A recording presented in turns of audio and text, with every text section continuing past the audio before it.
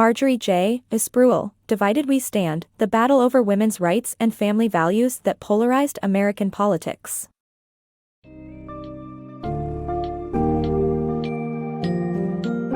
In the intricately woven narrative of Divided We Stand, MarjorieJSpruill delves into the battle for women's rights and family values that have shaped modern American politics, taking readers on a captivating journey from the beginning of the women's rights movement in 1961 through to the 2016 presidential elections. Spruill explores key moments including the foundation of the U.S. National Commission on the Observance of International Women's Year, the rise of the feminist movement, the influential role of conservative activist Phyllis Schlafly, and the ever-changing political landscape.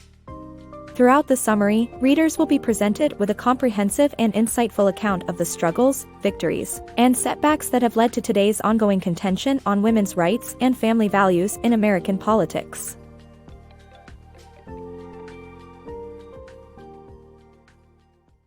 Women's rights movement in the U.S. The U.S. National Commission on the Observance of International Women's Year, IWY, aimed to advance women's rights in the 1970s by advocating for equal rights and opportunities across genders. This commission was established after President Gerald Ford appointed it in coordination with the UN's World Plan of Action on Women's Issues and its International Women's Year in 1975.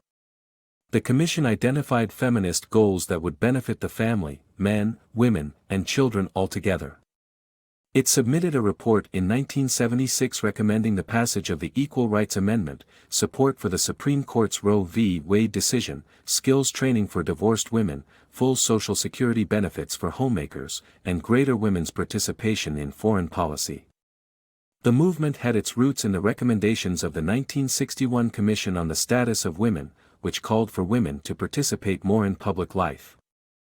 The Equal Pay Act of 1963 and the congressional approval of the Equal Rights Amendment in 1972 directly resulted from these recommendations.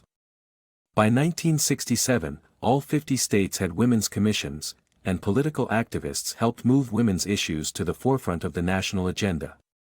Despite political opposition, the IWY effort advanced feminist impact and served as a peak period for the women's rights movement. Phyllis Schlafly, the Anti-Feminist Crusader. Phyllis Schlafly was an anti-communist conservative activist who opposed federal social safety net programs. She campaigned with the slogan, "A woman's place is in the house." Schlafly believed that women's roles were changing due to liberal feminists who undermined traditional gender roles. Schlafly opposed the ERA as she thought it would take away women's rights like protection from the military draft.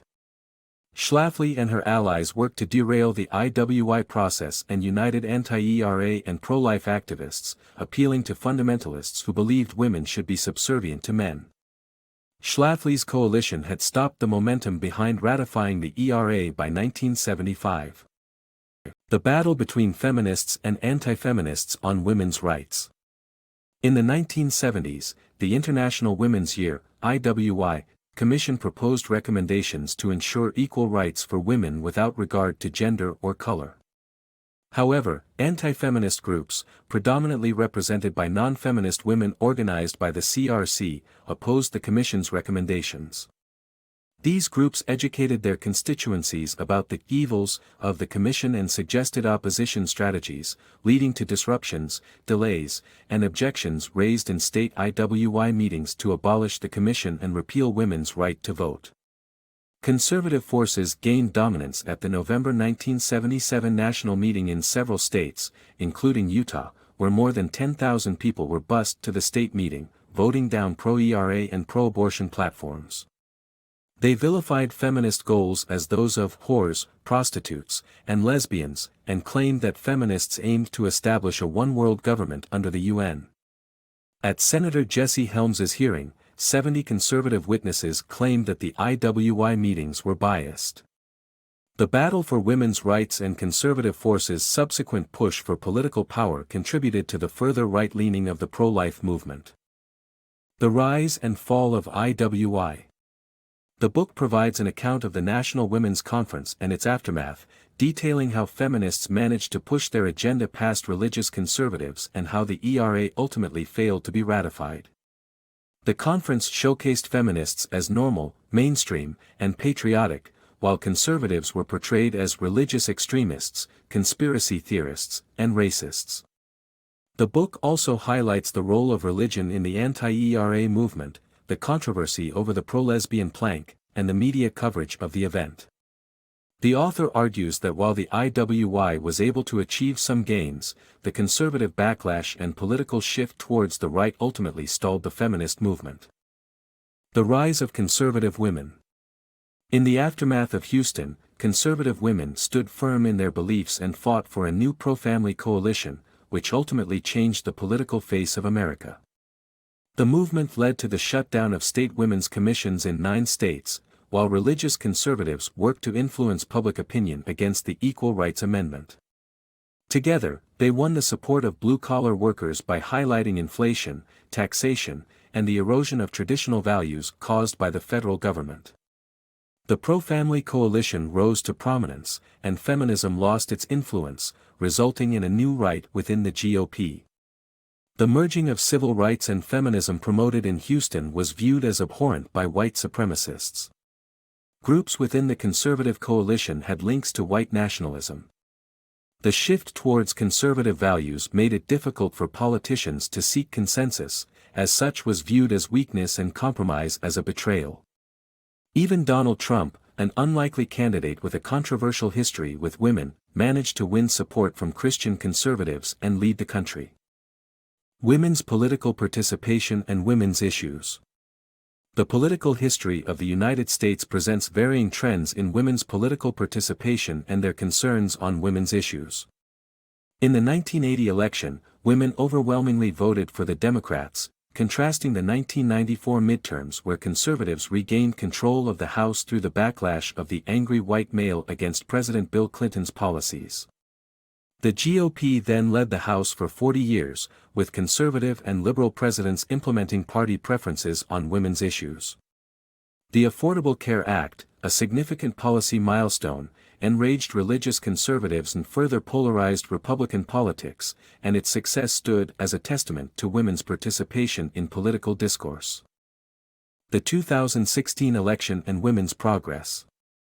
The 2016 U.S. presidential election was a turning point in the nation's social and political landscape, with Hillary Clinton representing the culmination of 4 decades of progressive movement within the Democratic Party. Conversely, Republican candidate Donald Trump's polarizing and sexist behavior highlighted a growing sentiment among white men blaming women and minorities for their economic woes.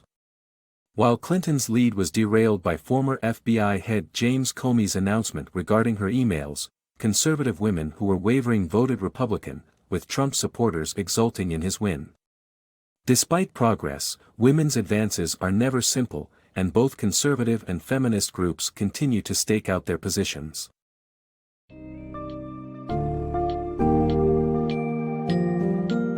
As we reach the end of this enlightening journey through the battle over women's rights and family values in American politics, it becomes evident how deeply interwoven these issues are in the nation's political fabric. The book showcases the many accomplishments, setbacks, and transformations that the women's rights movement and American politics have undergone over the years, highlighting the vital role of influential figures like Bella Abzug and Phyllis Schlafly. Although the struggle for women's rights and family values remain an ongoing contest, the narrative highlights the importance of understanding and acknowledging the journey thus far, as it helps us appreciate and navigate the complexities and challenges of contemporary American politics. By reflecting on the lessons learned, readers can better comprehend the significance of these movements and their relevance to the holistic message of the book, the unwavering persistence of the fight for gender equality and social progress.